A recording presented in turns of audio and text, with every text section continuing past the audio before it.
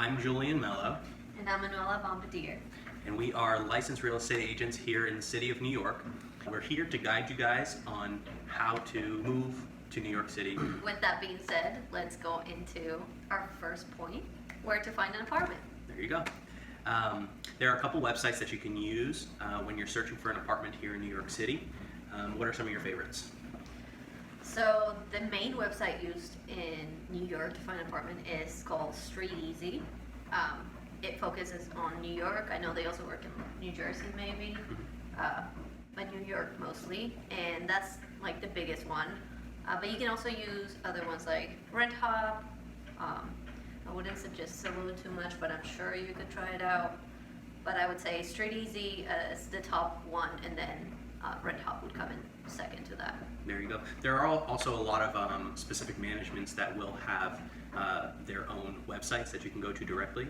There are tons of buildings, obviously, in Manhattan or in New York in general, but they almost all will have their own website that you can go directly to in order to look for their apartments, sometimes have virtual tours, sometimes book a tour with one of their leasing agents specifically at that building. On to tip number 2.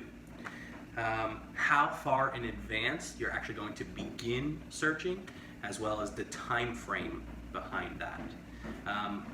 We would personally suggest to kind of understand the market maybe a month or two in advance, but realistically speaking, the real estate industry here in New York City moves very, very quickly. Most landlords won't even accept a move-in date with further out than 30 days. And depending on the market, sometimes it'll actually be less than that. You'll have play here and there depending on the management company / landlord, but you're really looking at that 30-day window. Yes. With that being said, once you decide to apply for an apartment, you have generally about a 1 to 2 week window of processing, right? So if you are able to get all of your documents in, best case scenario, everything super quick, you could potentially have a window of about 3 days, but that is best case scenario. Yeah. Also, Go ahead. I want to touch on, once you do find an apartment that you're interested in and you decide you want to submit an application, you will have about 24 to 48 hours to submit the required documentation with it before they will move on to the next applicant. Because like Julian said, the market here moves so quickly, landlords can't hold up an apartment because they're waiting on one person to submit documents for it. That's very true. Also, cash is king here. I know that's a cliche, but it's the truth. The first person to put down a security deposit on an apartment will be the person who gets first dibs on applying for it. Yes. But sometimes it'll take up to 2 weeks for that process to actually go through, because sometimes people are lollygagging and don't have all of your documentation ready to go.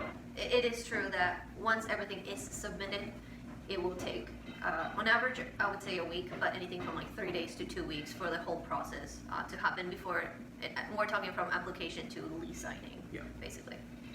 Which brings us into point number 3, which is specific requirements, your budget, and guarantors. Most of the time here in New York, you will have basic requirements. They will require you to have 40 times the rent income annually.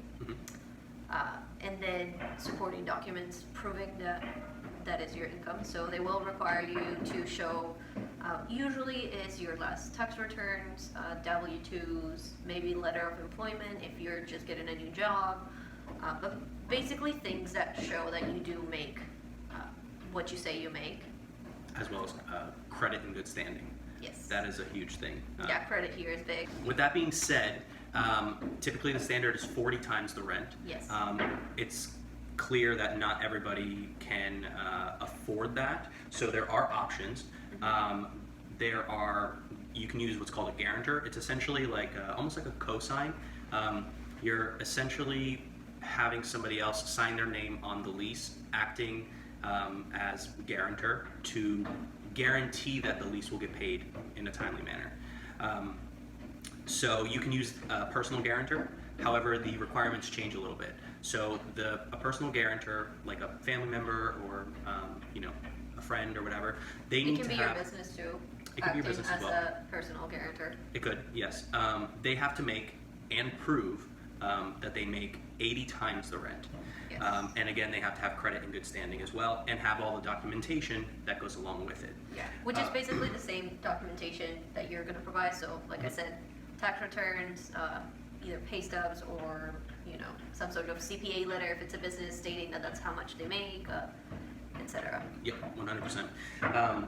There are also, in situations where you don't have a personal guarantor, you can use a guarantor company. There are a few guarantor companies here in New York City that are the popular ones. Very reputable.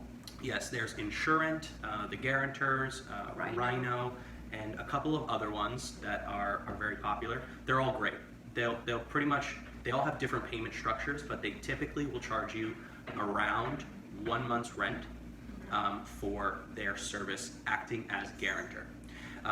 With that being said, it brings us to another part of this tip, your budget, right? So let's say you want to bypass guarantors altogether.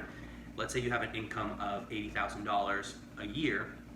You know that if you divide that by 40, that's $2,000. So that is the maximum budget that you have for an apartment here in New York City. $2,000 isn't going to get you very far in New York City. Yeah.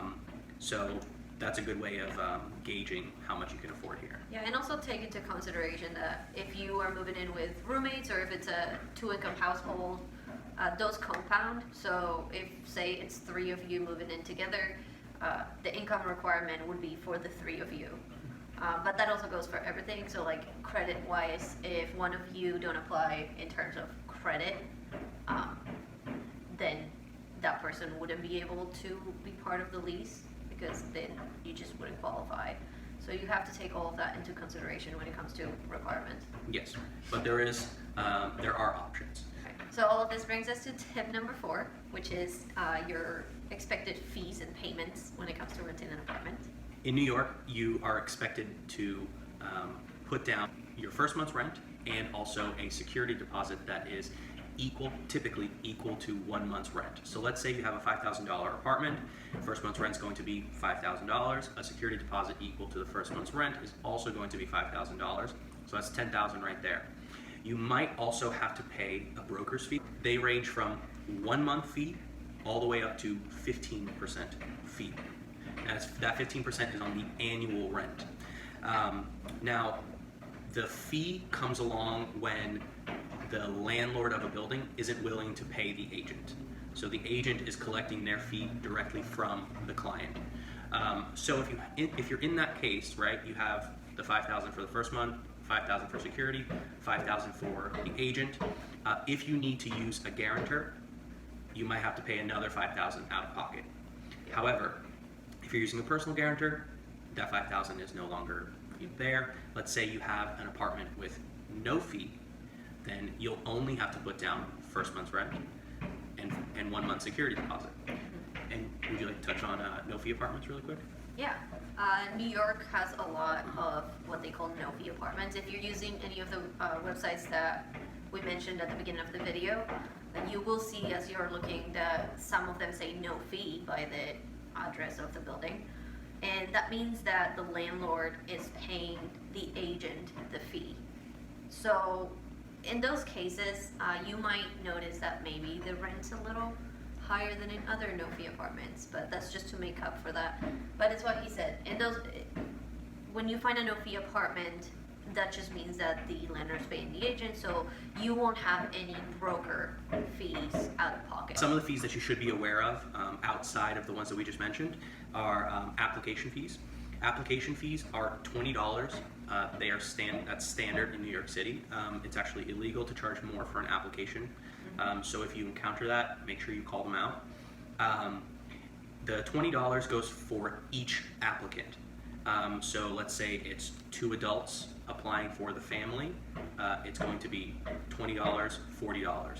Let's say they're using a guarantor. The guarantor also has to put down $20 for their application. Minors don't have to pay for applications. Correct. But you will fill out some sort of like occupant part of the application when you do have kids, but they should not have to pay for an application. Correct. Also, you might encounter some buildings that, let's say they are co-ops or condos.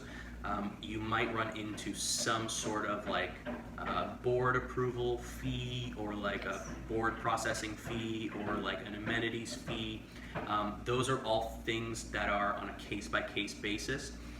When you're dealing with condos directly, or when you're dealing with co-ops directly, the landlords are the ones that of that one particular unit, just the one, they are the ones that kind of put the rules on what kind of fees they're going to collect, along with their agent.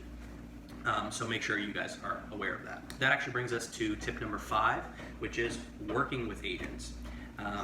Agents can be a magnificent tool to use on your apartment hunt or on your home hunt. However, there are some things that you need to be aware of.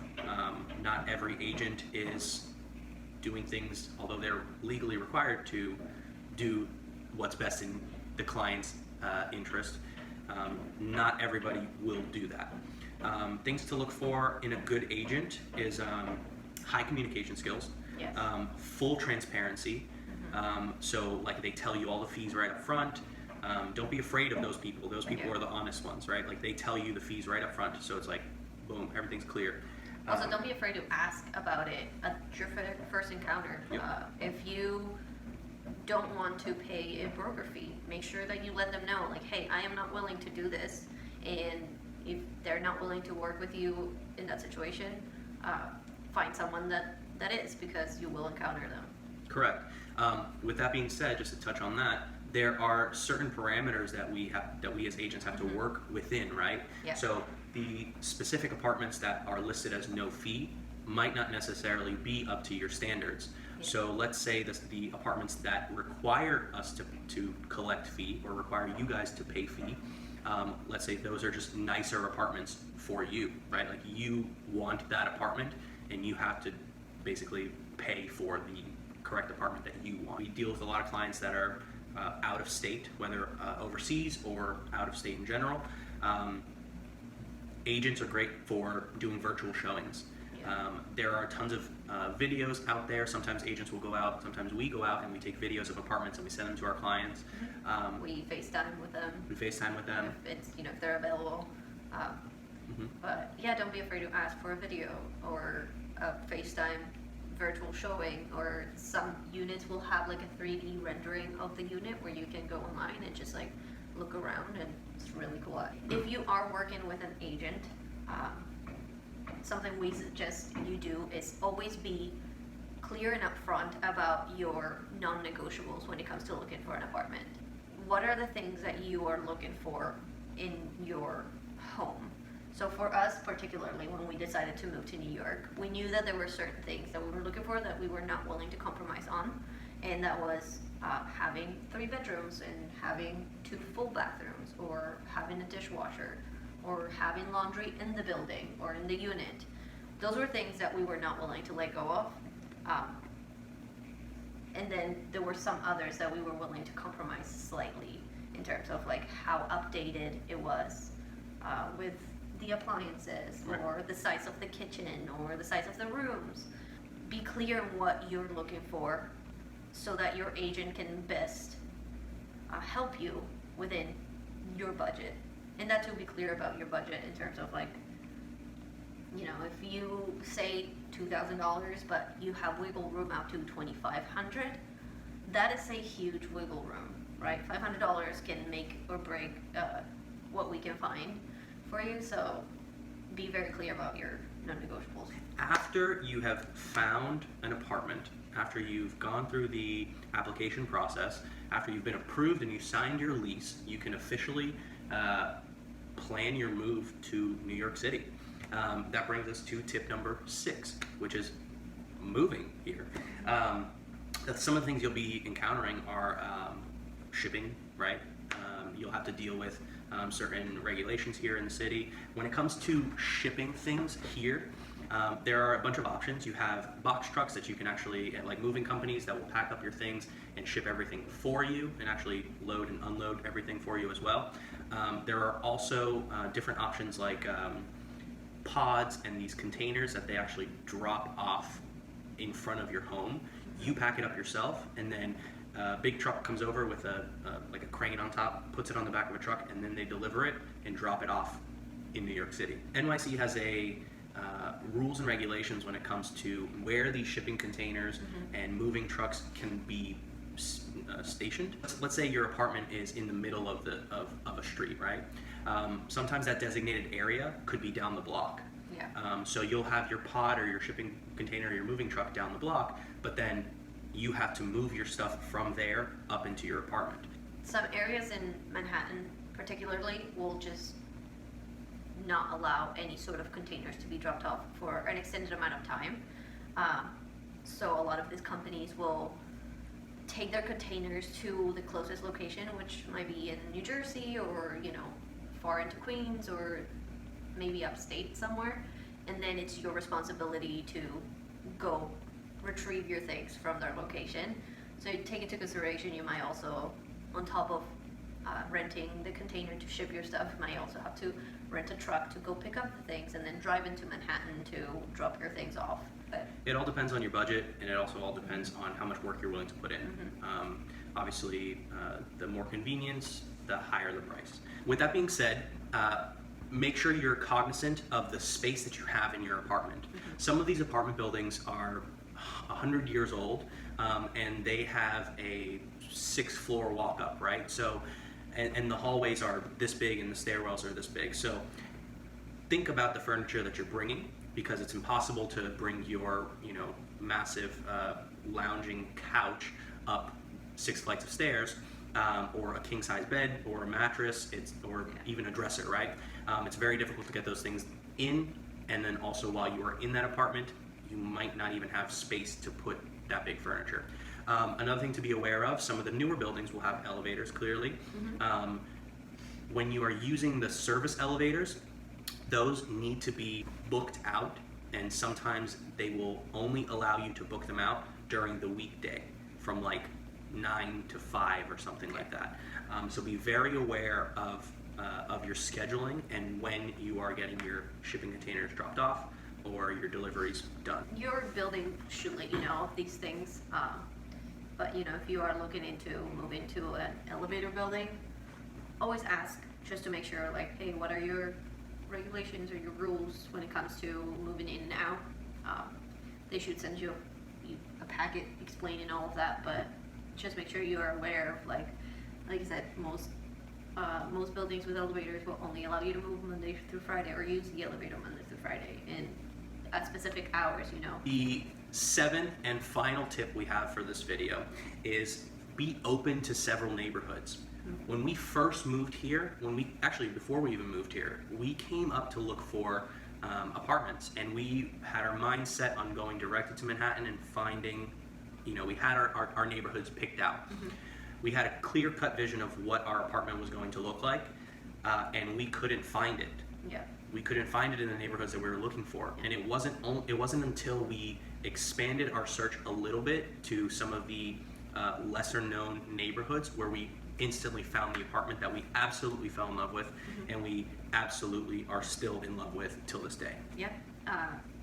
You said it perfectly. I mean, we had a clear view of the neighborhoods we wanted. For us, it was based in school systems and like the best schools for our kid, but we didn't consider the neighborhood we're in now until we realized that we weren't going to find what we were looking for, and we needed to be a little more open-minded. And I think that goes into the negotiables and non-negotiables as well.